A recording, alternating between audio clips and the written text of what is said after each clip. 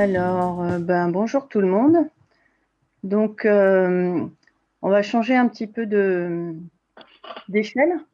Vous m'entendez? Oui, très bien. Oui, très bien. Ok. On va aller un peu plus dans la vraie vie, dans les champs, chez les agriculteurs, à la ferme. Et du coup, on va s'écarter des dispositifs qui permettent de révéler, d'étudier des mécanismes assez fins, comme on a vu ça ce matin. Alors, une petite intro rapide pour dire que ça se place dans le contexte de la transition agroécologique. Je pense que ça, vous avez pas mal entendu parler de ça. L'idée, c'est de diminuer l'impact de l'agriculture sur l'environnement et sa contribution au changement climatique. Et donc, il y a une stratégie qui est proposée, qui est de remplacer les intrants chimiques extérieurs par des régulations biologiques pour aller vers un fonctionnement écologique durable. Et donc, en s'appuyant sur un principe, un des principes en agroécologie, c'est de déployer de la diversité à tous les niveaux, du champ au paysage. Donc, il y a pas mal de stratégies de diversification, donc à différentes échelles du paysage, donc avec des haies, etc. Temporelles, avec l'allongement des rotations. Les mélanges interspécifiques, on en a parlé, on va en reparler. Les peuplements complexes avec des cultures pérennes, agroforesterie. Et nous, on va parler plus précisément de la mobilisation de la diversité génétique intraspécifique à deux niveaux, au niveau des paysages ou disons des échelles un peu plus globales et intraparcelles. Alors, qu'est-ce que ces changements en termes de diversification, ça peut induire pour la sélection des variétés cultivées? En effet, donc en allant vers cette mobilisation des régulations biologiques, on voit qu'on va aller vers des pratiques agricoles qui vont être beaucoup plus diversifiées, qu'on va pouvoir décliner, adapter à chaque contexte local. Et donc, on va se trouver avec des conditions environnementales, au sens large, qui sont plus contrastées, y compris notamment les pratiques qui sont utilisées par chaque agriculteur. Et du coup, ça peut augmenter de façon assez significative les interactions entre les génotypes, les variétés qu'on va cultiver dans ces différents environnements, et les pratiques et les environnements dans lesquels on les cultive. Et donc, un exemple en bas, c'est dans le petit graphique en bas à droite, vous voyez les rangs donc il y a 35 lignées en cours de sélection qui ont été évaluées dans 5 lieux, et dans chaque lieu en conditions conventionnelles ou en conditions d'agriculture bio. Et c'est le rang pour le rendement. Et on montre les 5 meilleurs en conventionnel ou les 5 meilleurs en bio. Et donc, vous voyez que selon les lieux, il peut y avoir des interactions très fortes et on peut se trouver dans la situation où les 5 meilleurs en bio, on ne va pas du tout les détecter en évaluant en conditions conventionnelles. Donc, ça, si on généralise cette idée à toutes les pratiques, on voit que ça va nous conduire à vouloir décentraliser la sélection pour pouvoir l'opérer dans un nombre beaucoup plus important de conditions, de pratiques, d'environnement. Et l'autre aspect, c'est que, donc ça, je pense que ça a été discuté ce matin, j'ai été éjectée plusieurs fois des exposés, donc je ne sais pas tout ce que vous avez dit, mais j'imagine que vous en avez parlé. Donc avec aussi le changement climatique et puis les conditions qui vont être moins protectrices, on va se retrouver avec des climats et des environnements qui sont beaucoup plus variables. Enfin, on se retrouve déjà avec des environnements plus variables d'une année sur l'autre et moins prévisibles. Et donc, on va chercher à développer une capacité à tamponner ces imprévus en utilisant notamment cette diversité intraparcelle pour stabiliser la production. Donc, on peut se dire qu'un autre aspect, c'est de sélectionner des populations ou des mélanges variétaux, comme on a parlé ce matin. Et donc, on va faire un virage un petit peu dans la tendance qui a eu lieu au cours du XXe siècle, qui a été de remplacer les variétés de pays qui étaient des populations hétérogènes, locales, échangées par des agriculteurs, etc. On a remplacé ça par des variétés homogènes, sélectionnées par les entreprises de sélection avec des méthodes basées sur la génétique, etc. Et donc, on va faire un autre virage pour écologiser l'agriculture et gérer à la fois dans le temps et dans l'espace cette diversité génétique intraspécifique. Alors, donc on l'a dit, la diversité génétique intraparcelle, ça permet de stabiliser le comportement chaque année. Ce matin, je ne sais pas si vous en avez trop parlé, vous avez beaucoup parlé de performance, mais en fait, un élément important des mélanges et de la diversité intraparcelle, c'est la stabilisation de ces performances plus que la maximisation des performances. Donc, on va se poser la question aussi de gérer cette diversité dans le temps en ressemant le mélange ou la population d'une année sur l'autre pour essayer de favoriser l'adaptation temporelle au changement climatique notamment, et gérer la diversité dans l'espace en décentralisant la gestion et la sélection pour favoriser une adaptation aussi spécifique à chaque contexte local.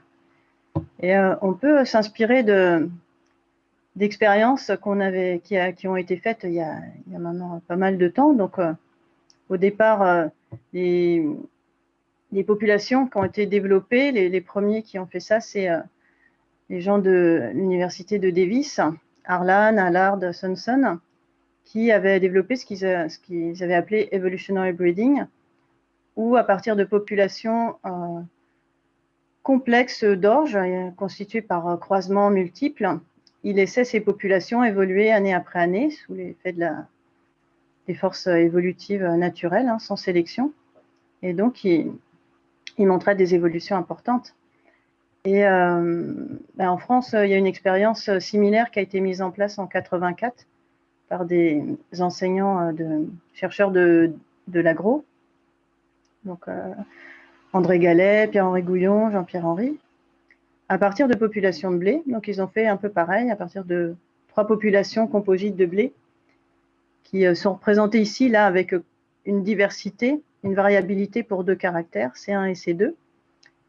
Et donc, ces populations, elles ont été distribuées dans différents sites, des lycées agricoles ou des stations INRA, à différents endroits en France. Et puis, chaque année, elles étaient ressemées à partir d'un échantillon de la récolte de taille suffisamment importante pour limiter quand même la dérive, etc. Et donc, les attendus, c'était que dans chaque environnement, la population pouvait s'adapter aux conditions locales, donc évoluer en termes de valeur moyenne pour les caractères, et puis qu'elle allait perdre aussi de la diversité due à la sélection et à la dérive génétique, et que on pouvait compenser cette perte de diversité en réintroduire par des flux de gènes entre les populations. Donc, j'ai juste donné quelques éléments sur ce programme qui a duré longtemps et qui a donné lieu à des magnifiques thèses, notamment celle de Jacques et de Jérôme. Et donc, ce qu'on a observé au bout d'un certain nombre de générations, c'était des évolutions importantes de ces populations.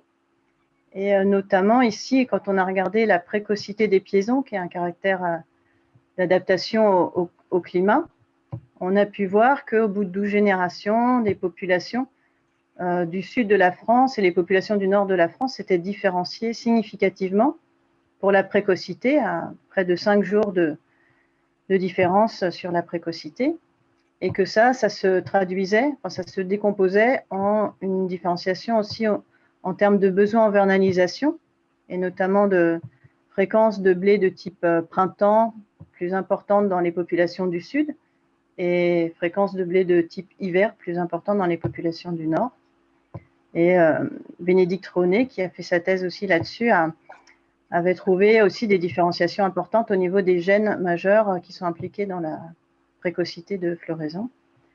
Donc pour ces caractères, mais aussi pour les résistances à différentes maladies, on a montré qu'il y avait une évolution rapide qui pouvait s'interpréter comme une adaptation aux conditions locales. Mais on a vu aussi les limites qui sont que pour d'autres traits d'intérêt, pour lesquels la sélection humaine,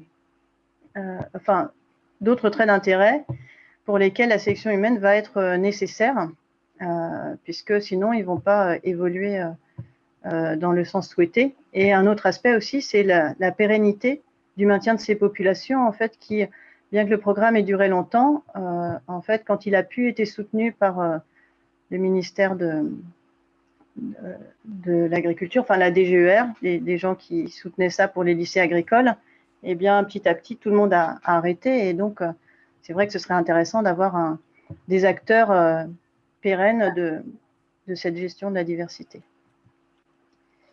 Et donc, si on en revient du coup à l'intérêt d'avoir des acteurs de la gestion de cette diversité, et aussi de prendre en compte des caractères d'intérêt au-delà de juste l'adaptation aux pratiques et aux conditions locales. Donc, on va avoir dans une optique d'agroécologie aussi une différenciation des process de transformation, des produits, des marchés, pour mieux s'ancrer dans les dimensions locales. Et du coup, on voit qu'on va avoir besoin d'incorporer les connaissances des acteurs pour intégrer toutes ces dimensions, et qu'on va utiliser un processus d'innovation qui va être remis en contexte, contextualisé et inclusif, associant les acteurs. Donc ça, c'est les approches participatives, et qui vont du coup demander de nouvelles méthodes pour pouvoir décentraliser cette sélection, cette évaluation, prendre en compte tous ces caractères, prendre en compte les savoirs et les empiriques des acteurs locaux, et donc décentraliser ces expérimentations à la ferme. Alors la question qu'on peut se poser à ce stade, c'est est-ce que ah oui, j'ai mis ça, mais en fait, ça, c'est pas du tout notre travail. C'est juste pour montrer que ces systèmes qui sont basés sur une grande diversité génétique intraspécifique, il y en a certains qui ont été décrits dans des endroits très loin, notamment en Chine, ici, dans le Yuangyang. Donc ça, c'est les travaux des collègues, dont Jean Benoît qui parlait ce matin, mais Elisabeth Fournier, Mourad Anachi. Et donc, ils ont pu étudier des systèmes comme ça basés sur la diversité et montrer que ça permettait une durabilité de la résistance pendant très longtemps, même sur une maladie qui est réputée pour évoluer très rapidement et être une menace importante pour le riz. Et donc, ils ont montré qu'il y avait que ça résultait, cette durabilité, elle résultait de processus sociaux qui permettaient de gérer en bien commun les semences traditionnelles, et puis d'une diversité, de variétés hétérogènes et distribuées de façon hétérogène dans le temps et dans l'espace. Et donc la question qu'on peut se poser, c'est est-ce qu'en France, on peut avoir ces systèmes donc, qui paraissent, on va dire, traditionnels, qu'on pourrait qualifier de traditionnels, mais dont on aurait besoin, si on veut impliquer, enfin disons qu'on a besoin de savoir si des acteurs sont prêts à s'impliquer pour mettre en place des systèmes qui vont pas être traditionnels, mais être bien des systèmes de gestion dynamique aujourd'hui. Et alors là, je me permets de solliciter les étudiants, parce que je voudrais savoir s'il y a du monde dans la salle. Et donc, comme on a une petite discussion avec certains sur les semences paysannes et tout ça, je voudrais qu'ils me disent s'ils pensent que les agriculteurs en France pourraient avoir un intérêt à participer à une sélection à la ferme. Est-ce qu'ils pourraient avoir un intérêt à ça, et quels pourraient être les agriculteurs qui verraient un intérêt à ça? Et alors là, je vous dis tout de suite, je me suis mise d'accord avec Jacques, et donc s'il n'y a pas de réponse de la part des étudiants, eh ben, il y aura des points en moins pour tout le monde à la fin du module.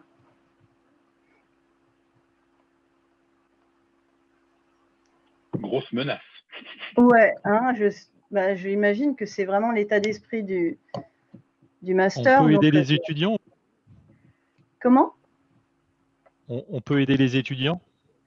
Oh ben non, mais ils savent répondre. Hein, parce que... C'était une plaisanterie. Hein, c'était une plaisanterie. Bah, du coup, je peux commencer en disant oui, pour avoir ils auraient un intérêt pour avoir des variétés locales adaptées à leurs pratiques, à leurs besoins, à leurs affinités, enfin à tous, vraiment à ce que eux veulent.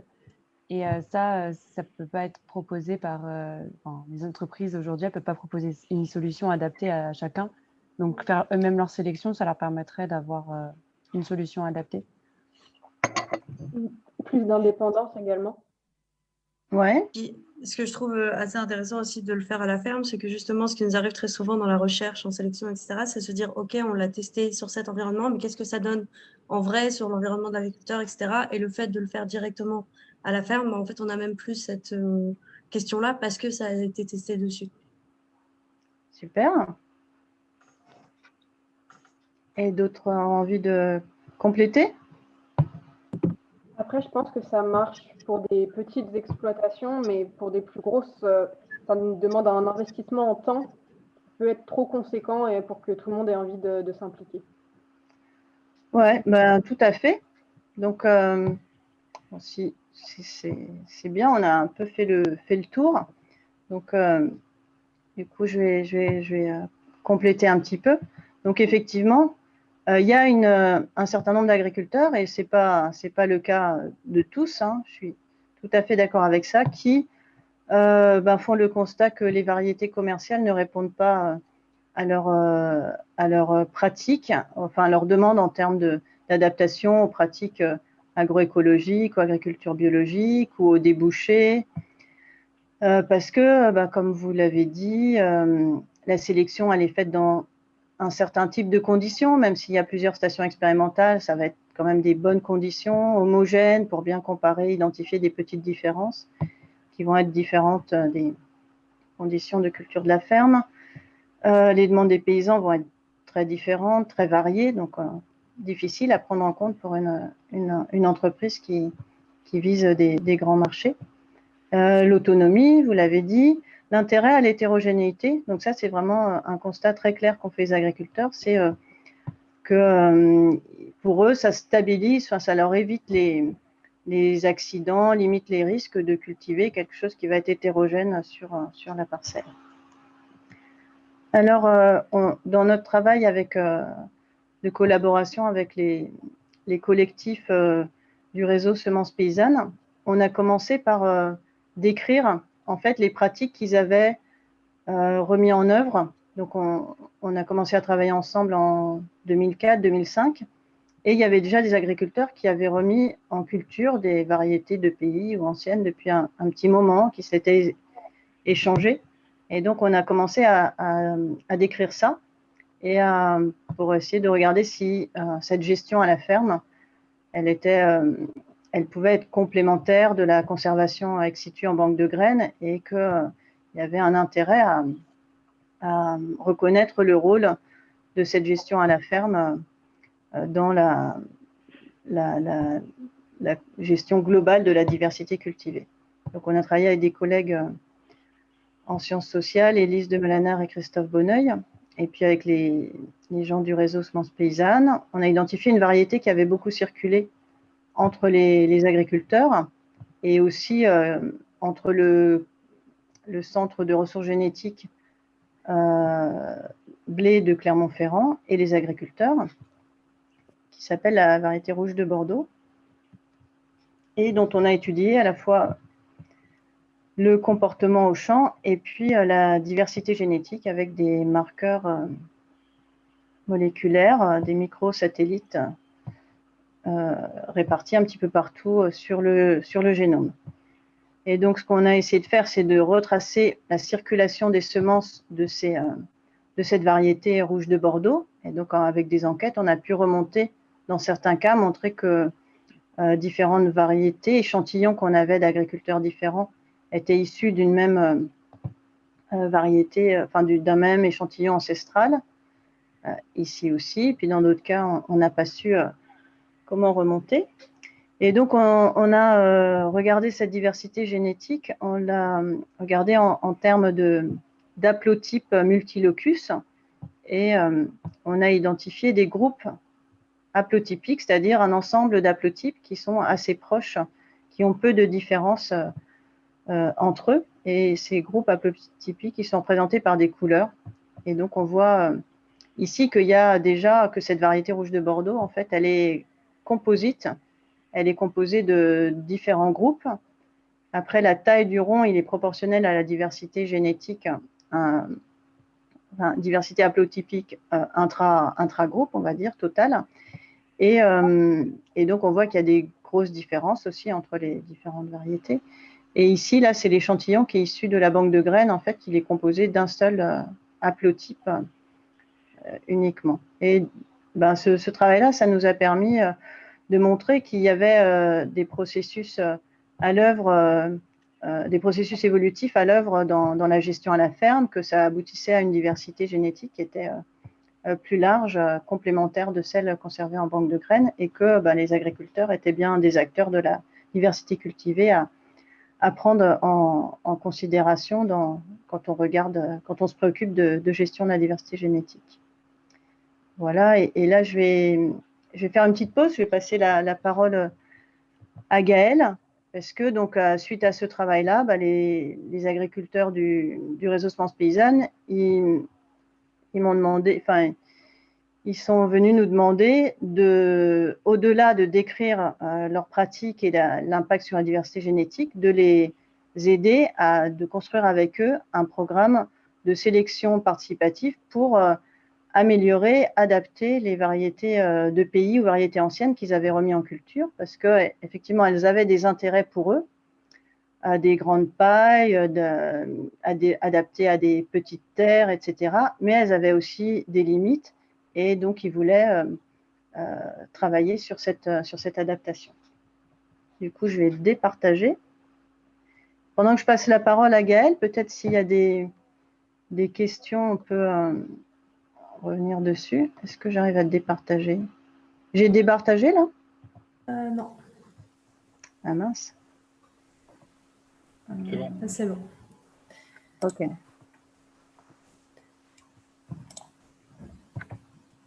J'ai peut-être une question, juste en termes pour connaître un peu l'histoire.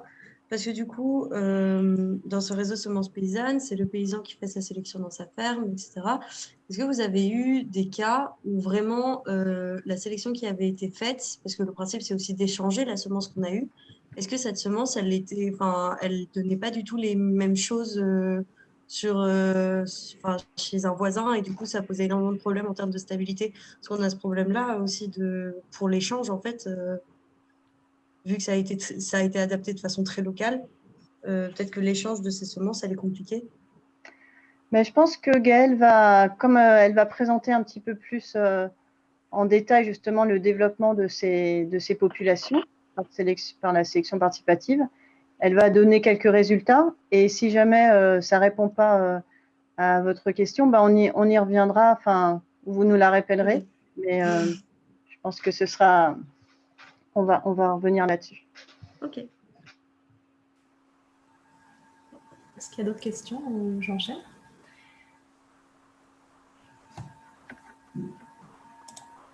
Je coupe mon micro alors. Ok, c'est bon, vous m'entendez? Oui. Ok, donc le projet de sélection participative donc, qui s'est lancé il y a une petite quinzaine d'années, donc avait pour objectif de créer des variétés populations qui soient adaptées aux pratiques, aux environnements de chacun des paysans, qui puissent sélectionner leurs propres variétés à la ferme et avoir des variétés qui soient adaptées, qui puissent correspondre à des débouchés aussi qui soient différenciés et des qualités de produits différentes. Il visait aussi à coproduire des connaissances sur comment on peut préserver la diversité génétique cultivée via une gestion dynamique qui soit faite à la ferme et via une sélection paysanne. Et les paysans, ils avaient aussi à cœur de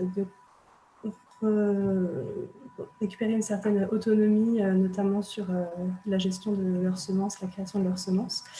Donc pour eux, c'était se réapproprier les concepts, les méthodes et les techniques de sélection et de gestion de cette diversité à la ferme. Donc les principes, c'est d'avoir une sélection qui soit décentralisée sur un réseau de fermes. On mobilise et on crée la diversité, donc soit en utilisant des variétés de pays, des variétés anciennes, ou en créant des populations par croisement, soit simplement deux populations, enfin deux variétés croisées, ou alors des populations plus complexes, avec plus de parents, créer des mélanges, etc. Et donc ces variétés sont évaluées à la ferme dans les conditions habituelles de culture. Et puis elles sont sélectionnées par les paysans. À la fois une sélection effectuée entre les populations, choisir les populations qui vont conserver d'une année sur l'autre, et une sélection à l'intérieur des populations, où ça va être choisir les épis, les plantes qui vont être ressemées l'année suivante. Donc ça, c'est vraiment une recherche action participative, dans le sens où tous les objectifs du projet, les dispositifs sont co-construits entre les différents acteurs. On va collectivement discuter des résultats des essais, interpréter collectivement ces résultats, les discuter pour faire émerger de nouvelles questions, mais aussi pouvoir adapter le dispositif d'une année sur l'autre, pour qu'ils correspondent vraiment aux objectifs des différents acteurs.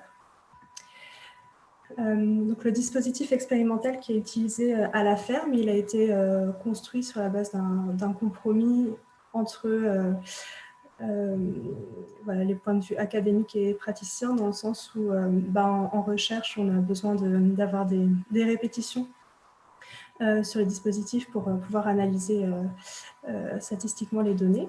Mais par contre, les agriculteurs, eux, ils n'avaient pas forcément envie de répéter toute leur population sur leur ferme, et ils préfèrent, sur la place qu'ils ont et puis le temps disponible pour gérer ces essais, ils préfèrent tester un plus grand nombre de populations plutôt que de toutes les répéter. Et en fait, eux, ils font des répétitions, mais plutôt dans l'espace, dans le temps, pardon, plutôt dans le temps que dans l'espace. Ils vont répéter les populations d'une année sur l'autre pour voir comment elles se comportent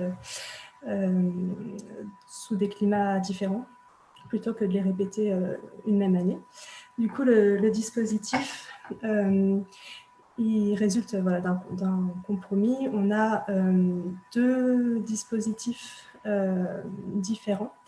Un premier dispositif qu'on a appelé ferme satellite, qui est à droite, qui est composé d'un bloc avec un témoin qui est répété une fois, et puis moins d'une dizaine de populations choisies par chaque paysan et qui ne sont pas répétées.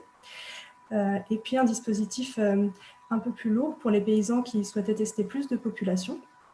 Là, c'est un dispositif donc on a appelé ferme régionale, qui comprend deux blocs avec 4 témoins répétés dans chacun des blocs, et avec un plus grand nombre de populations choisies par le paysan.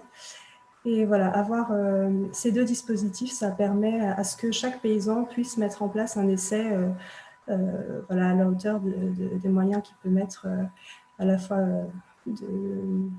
de taille de dispositif, et puis de temps, et puis des moyens dont ils disposent pour semer, récolter.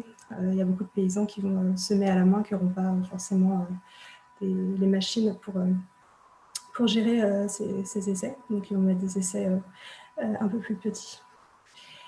Mais donc ça pose des problèmes au niveau de l'analyse des données, parce que du coup, comme on a très peu de populations répétées sur les fermes et dans le réseau, on a dû développer des modèles pour analyser ces données. Donc comme on a peu de répétition des populations sur les fermes, on a eu des estimations assez instables des variances résiduelles, et donc on peut difficilement comparer les populations. Et donc pareil sur le réseau. Donc on a développé des modèles statistiques bayésiens Donc, en fait, sur chaque ferme, on va modéliser les valeurs de chacune des populations, des blocs et de l'erreur. Et on fait l'hypothèse que la variance résiduelle sur chaque ferme suit une distribution qui est prise sur l'ensemble des fermes. Donc, on va modéliser la variance résiduelle avec une loi commune, donc sigma carré J. Et donc ça nous permet de prendre en compte l'ensemble de l'information disponible sur le réseau pour estimer la variance résiduelle au sein de chaque ferme. Et donc on a aussi mis en place une organisation collective entre l'équipe de recherche, les paysans et puis les animateurs des associations. Donc en fait, ce sont les paysans qui mettent en place les essais sur leur ferme, qui vont effectuer des notations tout au long du cycle de culture. Donc pour ça, on a co-construit des fiches de notation donc qui permettent aux paysans d'effectuer des notations sur des critères qui les intéressaient, donc à 4 étapes du cycle. Ces données sont rentrées dans une base de données qui a été aussi créée dans le cadre du projet. Je vous en parlerai un petit peu plus tard.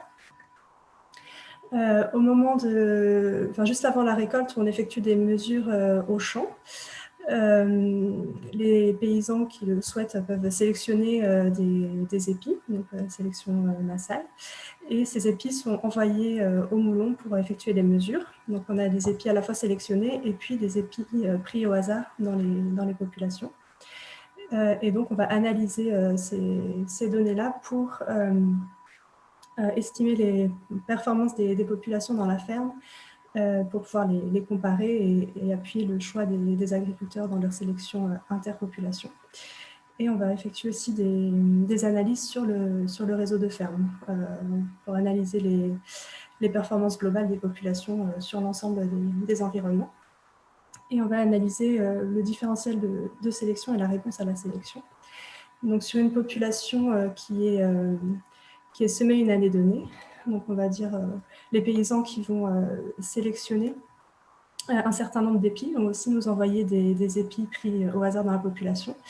Et donc le différentiel de sélection, c'est la différence entre la moyenne des épis sélectionnés et la moyenne des épis pris au hasard dans la population. Et l'année suivante, si le paysan sème à la fois ses épis sélectionnés d'un côté et puis ressème la population non sélectionnée de l'autre, à la récolte, en prenant le vrac dans chacune de ces parcelles, on peut mesurer une réponse à la sélection. Donc la comparaison entre la population descendante de la sélection et la population non sélectionnée. Donc ça, là, je vais vous donner quelques résultats globaux sur l'ensemble des sélections qui ont été réalisées par les paysans dans le cadre du projet sur les différents caractères mesurés. Donc, ce qu'on voit, c'est qu'on a globalement un différentiel de sélection positif. Les paysans, globalement, vont sélectionner des épis plus lourds avec des grains plus gros. Et ils ont tendance aussi à sélectionner des épis plus colorés ou plus courbés. Et on voit qu'on a une réponse à la sélection positive significative pour le poids de l'épi, la longueur d'épi et le moyen de grains par épi. Et du coup, ce qui est intéressant de voir là, c'est qu'on a une sélection sur certains caractères qui est unidirectionnelle. Enfin, beaucoup des sélections se font dans le même sens pour les caractères liés à la productivité. Par contre, bon là, je vous ai pas mis les graphiques, mais ce qu'on voit pour la couleur de l'épi, par exemple, la courbure de l'épi, même si on a une tendance à sélectionner des épis, bon, là, la couleur de l'épi, c'est entre blanc et rouge. Donc là, on va sélectionner plutôt vers du rouge avec un différentiel de sélection positif. En fait, ce qu'on voit là, c'est que les paysans, ils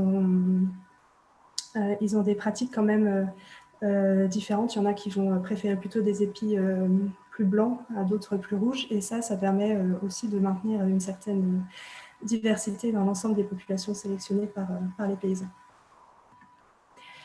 Ensuite, une fois qu'on a ces résultats, on a analysé les données, on fait un retour aux paysans sous la forme d'un dossier retour. On en discute lors de visites de ferme ou lors de la réunion annuelle de projet pour préparer la saison suivante, ce qui peut faire émerger d'autres questions et qui peut permettre de modifier un peu les dispositifs et les protocoles. Du coup, au niveau des résultats de ce projet, déjà, il y a beaucoup de nouvelles variétés de population qui sont sélectionnées par les paysans et qui sont adoptées par ceux-ci. On a fait une évaluation de 10 variétés issues de sélection participative en 2013-2014. Où on a proposé, plusieurs paysans nous ont proposé leur population qu'ils avaient développée, sélectionnée chez eux à évaluer. Donc on a 10 populations qui ont des histoires de création et de sélection différentes. Par exemple, on a une variété qui est issue de sélection massale dans une variété de pays. Donc là, le paysan avait choisi une plante dans la population, elle avait sélectionné. On a des mélanges de variétés de pays, des mélanges de croisements et des mélanges issus de sélection dans des populations. Donc une très grande diversité de populations testées. Donc là, par exemple, vous avez une photo au centre, c'est une variété commerciale, Renan. À côté, vous avez les populations issues de sélection participative et vous pouvez voir tout de suite que la variété commerciale est beaucoup plus courte que les variétés issues de sélection participative. Et bon, là, le paysan avait désherbé manuellement l'essai, donc on ne voit pas trop d'adventices, mais on voit bien que la variété commerciale couvre moins le sol que les variétés issues de sélection participative. Et là, voilà, vous avez aussi un mélange issu de sélection participative, donc une grande diversité de morphologie, notamment de l'épi. Donc, on a évalué les variétés sur 6 fermes pendant 2 années. Donc, il y avait 10 variétés issues de sélection participative et 2 variétés commerciales, qui sont Hendrix et Renan. Et ce qu'on peut voir ici, au niveau des rendements en grains, donc là, vous avez les 2 variétés commerciales en rouge-orange et les variétés issues de sélection participative plutôt en bleu-vert. On voit que sur les environnements où le potentiel de rendement est plus élevé, on voit bien ça en 2014, bon, les variétés commerciales ont un rendement en grains supérieur aux variétés issues de sélection participative, mais les variétés issues de sélection participative se comportent pas trop mal non plus. Et par contre, dans les environnements à plus faible potentiel de rendement, là on voit que les variétés commerciales ont un rendement plus faible que les variétés issues de sélection participative. Donc ces variétés, elles vont vraiment mieux valoriser les environnements plus difficiles. Et au niveau de la teneur en protéines, on voit les 2 années que les variétés commerciales ont une teneur en protéines plus faible que les variétés issues de sélection participative. Et on voit ça, alors c'est les graphiques qui sont en bas là, sur cette diapo. On a regardé la teneur en protéines et le rendement en grains moyen sur les 6 fermes les 2 années. Ce qu'on voit sur le rendement en grains en bas à droite, c'est qu'on a les 2 variétés commerciales qui sont donc globalement les plus productives sur l'ensemble des fermes les 2 années, mais ce qu'on voit, c'est que la plupart des variétés issues de sélection participative qui ne sont pas significativement moins productives que les 2 variétés commerciales. Et si on regarde la teneur en protéines, voilà, on a les 2 variétés commerciales qui, pour le coup, produisent moins de protéines que les variétés issues de sélection participative. Et on a testé la stabilité dans le temps de ces populations, puisque c'est quelque chose qui intéresse vraiment les agriculteurs, savoir si voilà, ils ne veulent pas forcément maximiser la productivité, mais plutôt avoir une production stable pour éviter de se casser la gueule les années difficiles. Donc, on a regardé la variation de la teneur en protéines et du rendement en grains autour de la valeur moyenne pour chacune des populations. On a regardé donc, le facteur ferme et le facteur année plus l'interaction année-ferme. Donc, c'est ça, la somme de l'année et de l'interaction année-ferme qui représente la stabilité au sein de la ferme dans le temps. Donc là, on a un coefficient de variation, donc plus il est élevé et plus la variété est instable. Et donc, ce qu'on voit, c'est que là, les variétés issues de sélection participative sont plus stables dans le temps en teneur en protéines. Je ne vous ai pas mis là ce qui était significatif. C'est significatif pour la teneur en protéines. Par contre, ça l'est pas en... Ah oui, c'est ce qui est en rouge, c'est que c'est significatif. Donc, on a les variétés issues de sélection participative qui sont plus stables en protéines dans le temps que les variétés commerciales. Et en rendement en grains, les variétés issues de sélection participative sont plus stables d'une ferme à l'autre que les variétés commerciales qui, elles, vont vraiment se casser la gueule si les environnements sont plus difficiles.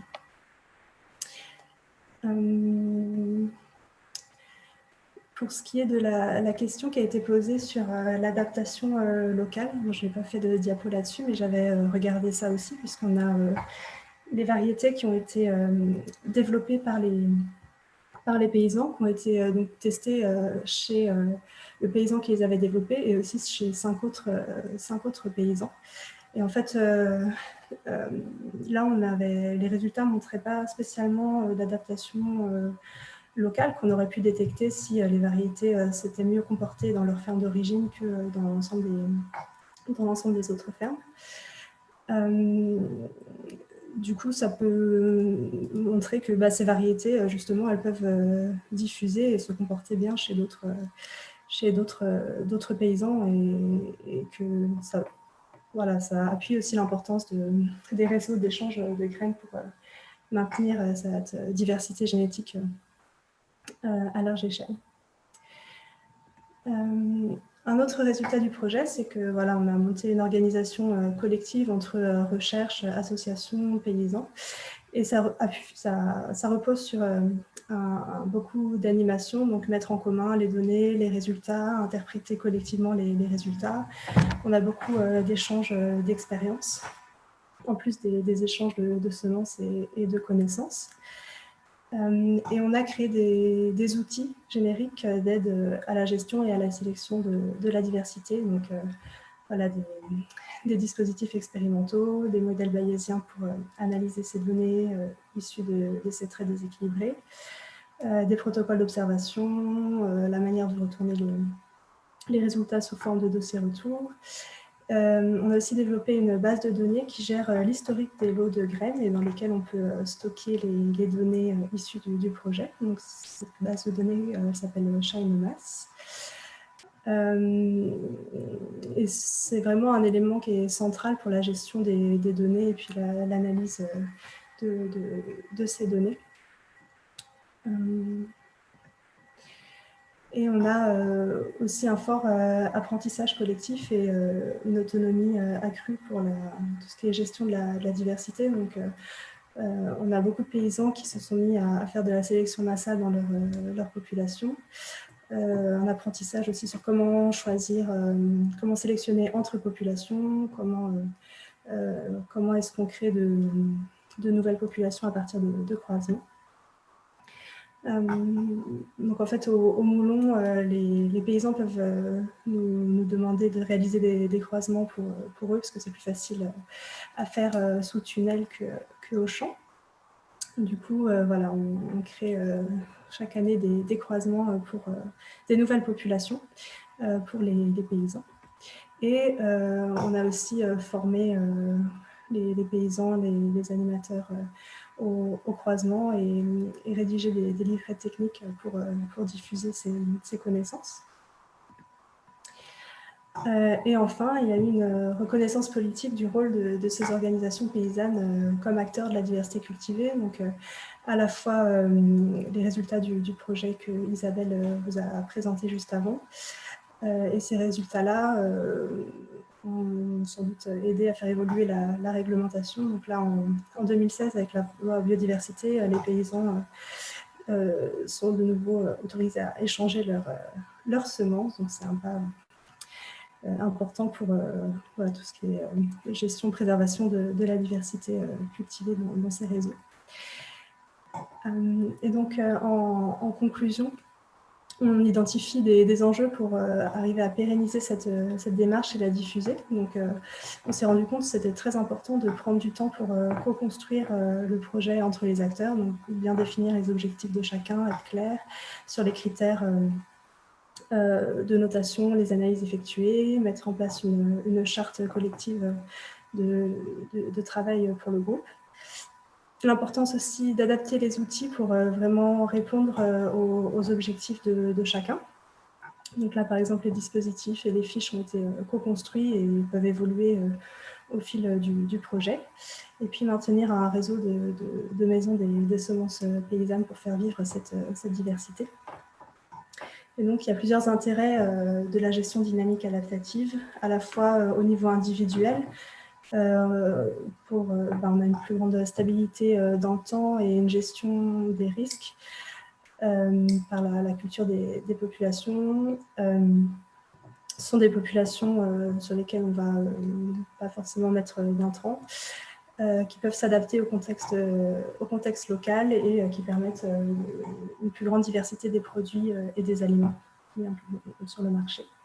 Et au niveau collectif, voilà, on a une gestion collective des semences qui permettent une résilience du système. Si par exemple un paysan, une année donnée, perd ses semences, ça peut être un problème de stockage ou autre, et il pourra retrouver des semences chez un collègue paysan ailleurs. Et donc ça permet, voilà, ce collectif permet d'entretenir à long terme la diversité cultivée. Donc là, sur le graphique, vous voyez le nombre de populations qui ont été testées sur le réseau chaque année. Et donc, on voit qu'il a fortement augmenté depuis le début du projet. Et donc, ça montre vraiment l'intérêt qu'on a vraiment une gestion dynamique à la ferme qui se met en place dans ce type de réseau. Et donc, on a aussi une émergence d'une nouvelle pratique de recherche, de collaboration entre la recherche et les citoyens, donc qui permet de confronter des approches à la fois scientifiques et des pratiques et connaissances des acteurs. On travaille sur les dispositifs expérimentaux in situ qui sont plus représentatifs finalement de la complexité des agroécosystèmes et puis des besoins qui permettent de répondre vraiment aux besoins de recherche des acteurs. Et donc d'élaborer des questions qui soient plus complexes, originales, qui prennent en compte la complexité de ces agroécosystèmes. Et aujourd'hui, on continue ce travail et on réfléchit à comment est-ce qu'on peut mettre en place des stratégies collectives de la gestion de la diversité, notamment comment est-ce qu'on on met en place des ateliers de co-conception dans les collectifs locaux. Donc ça, c'est une collaboration avec une chercheuse en sciences de gestion, Elsa Berthet, qui à l'UMR s'adapte. Parce qu'on s'est rendu compte, en discutant avec les agriculteurs, il y avait pas mal de questions sur comment est-ce qu'on gère cette diversité collectivement, comment est-ce qu'on peut se répartir les responsabilités, par exemple, de conservation des variétés. Et il y avait pas mal de questions qui allaient dans ce sens. Donc les objectifs de ces ateliers, c'était dans un premier temps d'échanger autour des pratiques de chacun et de l'organisation collective, de mutualiser les connaissances, identifier les manques de connaissances et les difficultés. Donc, pour ça, on a créé des fiches synthétiques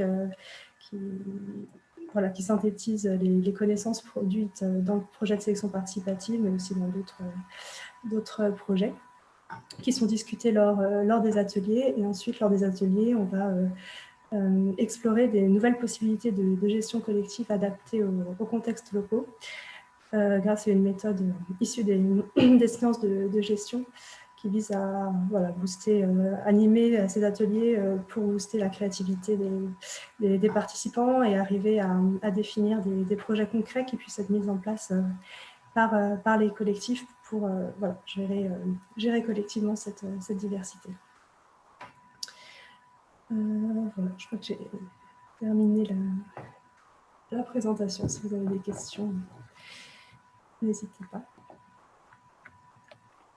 Je suis sûr qu'il va y en avoir plein. Alors, il y en avait déjà de Stéphane, le temps que les autres arrivent. Alors, Isabelle a déjà répondu. Je ne t'entends pas, Jacques. Il y avait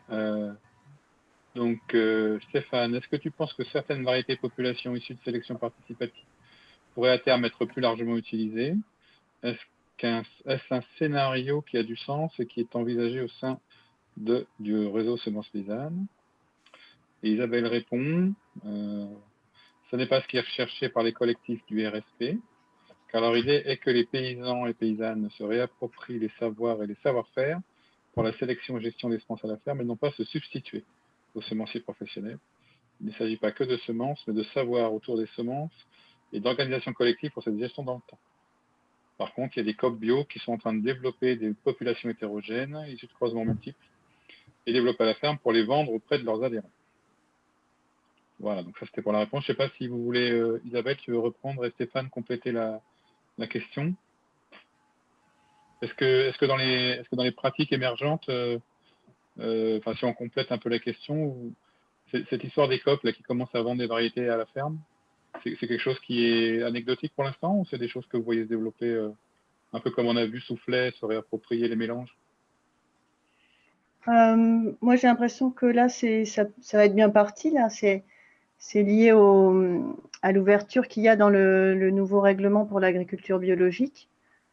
Et donc là, ce dont je parle, c'est un projet qui est développé dans le cadre d'un projet européen, LifeSeed, où ces deux COP, Biocer et Ecosebi, donc qui sont des COP spécialisés sur l'agriculture bio, donc qui restent à des échelles, nombre d'adhérents assez raisonnables, c'est pas des géants, mais quand même qui ont une certaine importance dans des territoires, donc Normandie, nord de la France, Bourgogne, où il y a pas mal de blé, un peu, et de plus en plus de blé bio. Donc, on va voir, c'est le début, mais en tout cas, je trouve que petit à petit, ils s'approprient bien l'idée. Au départ, pendant des années, régulièrement, ils me téléphonaient ou ils me disaient « Oui, qu'est-ce que vous pouvez faire? On n'a pas de variétés qui vont bien pour le blé. Qu'est-ce que vous pouvez faire ?»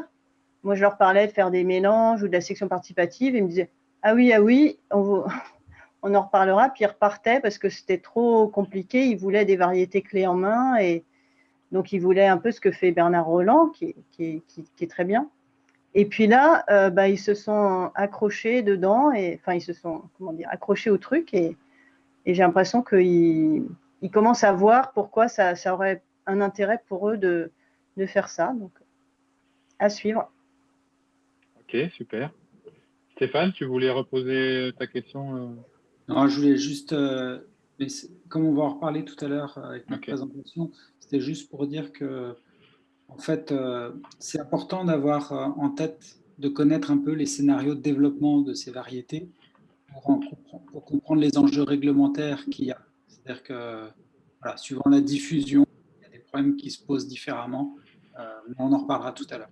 Donc, c'est important d'avoir ça en tête, sachant que, voilà, on ne peut pas prévoir complètement, quoi. Mais les problèmes qui se posent ne sont pas les mêmes suivant le scénario de diffusion de ces variétés.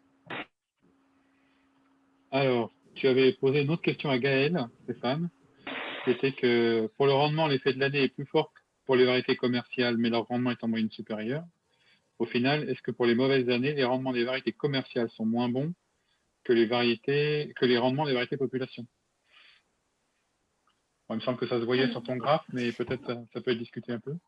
Oui, c'est vrai que sur le graphique, on voyait dans les environnements plus marginaux, on va dire, que les variétés population se comportaient mieux que les variétés commerciales. Après, on a fait cette évaluation sur 2 ans, donc sur les 2 environnements où on a un potentiel de rendement plus important. Sur les 2 années, on avait les 2 variétés commerciales qui se comportaient un peu mieux en rendement que les variétés population. Peut-être si on avait fait sur plus d'années, on aurait eu plus d'informations là-dessus. Mais Par rapport à ça, moi j'ai une question par rapport au débat qu'on a vu ce matin avec Germain sur finalement les variétés qui sont en compétition mettre de la biomasse dans les pailles. Là, il y a clairement une volonté des agriculteurs d'avoir des pailles plus hautes. Est-ce que vous avez estimé, je sais pas, une espèce d'index mix qui serait l'énergie totale extraite par les plantes de l'environnement, comptant l'énergie du grain et l'énergie de la paille, pour faire un espèce de, finalement, ce fameux Harvest Index dont on ne sait jamais trop comment le manipuler à cause de ses effets de compétition. Et là, il y a un intérêt à la fois pour la paille, j'imagine qu'ils sont éleveurs, et puis tu as dû le mentionner aussi, enfin Isabelle l'a dit, je crois, sur la compétition contre les mauvaises herbes. Est-ce que, à votre connaissance, est-ce que vous avez déjà essayé de quantifier ça en termes global pour la plante? Et parce que ça pourrait être un indicateur d'adaptation plus clair et qui peut être une façon de répondre à la question de Stéphane. Oui, c'est vrai que là, je montrais uniquement le rendement en grain, mais on s'était dit que ce serait intéressant aussi de regarder le rendement en paille, justement pour avoir l'entièreté de la production, parce qu'en effet, les agriculteurs sont intéressés à la fois les éleveurs, mais aussi pour les questions de fertilité des sols, même ceux qui ne sont pas éleveurs vont être intéressés à avoir aussi des pailles hautes, et puis pour la compétition pour les adventices. C'est vrai qu'on n'a pas estimé de Harvest Index. Comme on a les hauteurs de plantes, peut-être qu'on pourrait faire quelque chose. Je vois qu'Isabelle a allumé son micro. Est-ce que vous avez une idée de la taille qui serait optimale alors, est-ce que vous pensez qu'il y a toujours de la compétition forte pour l'augmentation de la taille des plantes? Et est-ce que vos agriculteurs font toujours une petite contre-sélection malgré tout contre les très très grandes? Et est-ce que vous auriez une idée de finalement quel serait un optimum de taille pour un service de production de paille, un service de production de grains et un service de contrôle des adventices? Je peux commencer à répondre, Gaëlle, tu compléteras. Les agriculteurs ne font pas toujours de contre-sélection, et en fait, ça a été aussi une des vertus du travail qu'a présenté Gaëlle d'évaluer la réponse à la sélection. Ça a été de montrer que dans leur sélection au début, ils tendaient à sélectionner les plus hautes, puisque justement, c'était elles qui avaient aussi les plus gros épis et qui étaient plus faciles à repérer que les plantes courtes. Donc, dans la discussion de ces résultats-là, du coup, les agriculteurs, ils ont pris conscience de ce biais-là. Et donc, effectivement, maintenant, quand ils font des sélections massales, ils vont aller chercher des plantes intermédiaires, éviter les plus hautes. Et ils travaillent aussi beaucoup sur la tenue à l'averse. En fait, eux, c'est ça qu'ils vont beaucoup regarder. La hauteur de paille, ça va se mettre à les gêner quand on va retrouver toute la parcelle par terre. Et donc, ils travaillent beaucoup sur des pailles qui vont avoir une bonne tenue. Et ça, on peut le décorréler un petit peu des pailles très hautes. Et par rapport à la compétition, c'est trop difficile comme question. Par contre, ce qu'on peut dire, c'est que pour beaucoup, ils descendent pas mal la densité de semis et ils s'aperçoivent, ils font des manips dans lesquelles ils montrent qu'ils arrivent à maintenir leur rendement en diminuant de moitié la densité de semis pour ces variétés-là. Et du coup, ce qui permet aussi, j'imagine, de diminuer la compétition et de gérer ça. Mais ouais, non, ça c'est à creuser encore. Ok. Gaëlle, je ne sais pas si tu veux dire des choses en plus. Non, c'était clair. J'ai juste une question qui est liée à ça, donc je la pose maintenant, mais est-ce que je me souviens un jour avoir vu une présentation de Bernard Roland, justement, où il expliquait qu'il avait des agriculteurs dans son réseau à lui qui étaient intéressés par avoir des pailles courtes pour pouvoir pratiquer l'essimage des mauvaises herbes en fait mécaniques. Est-ce que dans votre réseau à vous, il y a des agriculteurs qui cherchent à lutter contre les mauvaises herbes en ayant plutôt des pailles courtes pour pouvoir les éliminer mécaniquement? Non? Non, c'est vrai qu'on a vu ça aussi avec Emma dans les agriculteurs qui concevaient des mélanges de variétés commerciales. Du coup, eux, ils cherchaient effectivement parfois une hauteur limitée. Là, les agriculteurs avec qui on travaille, ils sont vraiment preneurs de paille, quoi. Pour tous les aspects qu'a dit Gaëlle. Oui, ok. Ok, pour cette discussion, voilà, donc je vois que la hauteur et la compétition et le service est encore un sujet malgré toutes ces années. C'est toujours un sujet. Après, j'ai l'impression que... Pardon. Non, vas-y. Vas-y. Par rapport aux résultats que tu présentais, Gaëlle, ça donnait l'impression que les agriculteurs ne sélectionnaient pas sur la hauteur, mais que quand même, il y avait un changement phénotypique sur la hauteur d'année en année avec une augmentation. si j'ai bien lu le tableau. Donc, ça veut dire que régulièrement, il y a peut-être une phase où ils se disent qu'ils sont arrivés trop haut et paf, ils refont de la contre-sélection? Ou j'ai mal lu le tableau? Ouais, j'ai le tableau sous les yeux. Ouais, il y a une petite augmentation en hauteur, il y a plus 1,6% non significatif. Mais c'est vrai qu'on s'était rendu compte dans les premières analyses de réponse, enfin de sélection-réponse à la sélection, on s'était rendu compte qu'en effet, il y avait une augmentation de la hauteur, mais qui n'était pas forcément voulue par les paysans. En fait, c'était un biais dû au fait que on voit beaucoup mieux les plantes qui sont plus hautes et que du coup, ils avaient tendance à sélectionner les beaux épis qui surplombaient la population. Et du coup, maintenant, quand on discute avec les agriculteurs, on conseille lorsqu'ils sélectionnent, de vraiment regarder l'ensemble de la population et notamment aussi les plantes qui sont plus basses pour éviter cette augmentation de la hauteur qui peut amener à des problèmes de verse qu'ils essaient d'éviter. Du coup. Ok, super. On va passer à la question de Maria qui demandait d'où viennent les fonds pour le projet. C'est chaque équipe qui a un financement ou c'est un financement global. Maria, est-ce que tu peux préciser de quel projet tu parles? Est-ce que tu parles des agriculteurs là, De tout un peu. Alors, est-ce que c'est de Moby est-ce que c'est de Moby Deep dont tu parles? Oui, Qui n'a c'est pas ça. vraiment démarré? Ou est-ce que c'est des résultats qui viennent d'être présentés par Isabelle?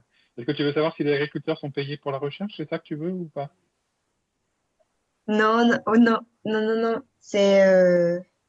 Si en partie c'est ça, c'est juste pour savoir comment ça fonctionne parce que il y a plein, plein, plein de choses que vous faites et je me demande si c'est un seul institut qui le fait ou comment ça se passe.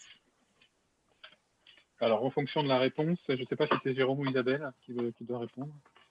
La sélection Isabelle, ouais, tu peux présenter pour la sélection participative parce que c'est une belle histoire. Enfin, ça dure.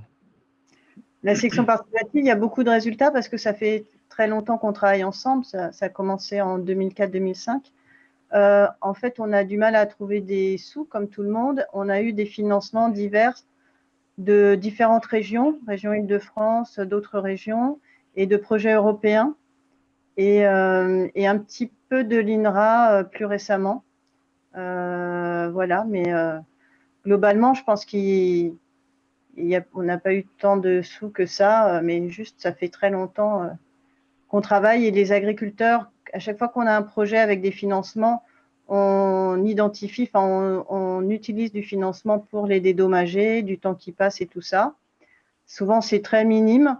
Et quand il y a plus de financement, on leur demande toujours s'ils souhaitent continuer quand il y a des choses en cours, et ils souhaitent toujours, ils continuent toujours, et ils sont très engagés, même si ce serait cohérent que de les dédommager pour le temps qu'ils prennent, parce que quand ils viennent à une réunion, ils font pas de pain et ils sont obligés d'embaucher quelqu'un d'autre pour faire leur pain ou pour faire autre chose. Donc c'est un problème. Et merci.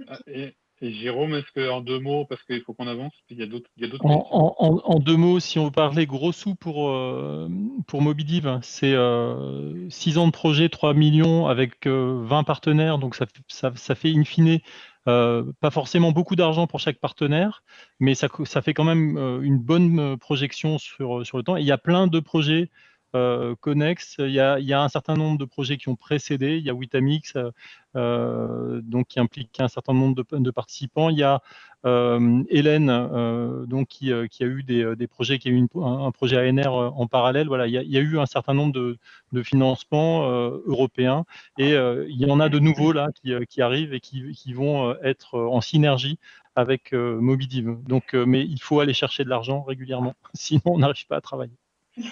Alors, merci Jérôme. Une question de Léo qui n'est pas très claire. Excuse-moi Léo. Est-ce que tu peux la reprendre pour les résistances aux maladies fongiques juste une remarque, en fait, c'était pour la hauteur des blés.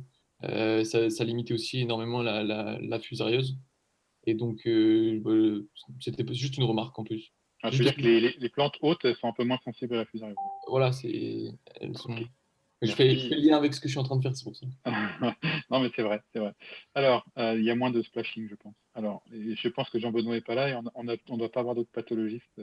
Alors, une question de Clotilde. Pour la mise en place de mélanges variétaux à partir de semences paysannes, est-ce que le réseau de semences paysannes met en place des méthodes trait-based ou trait-blind pour gagner du temps et accélérer le choix du meilleur mélange, ou est-ce qu'il s'appuie uniquement sur de l'observation en champ?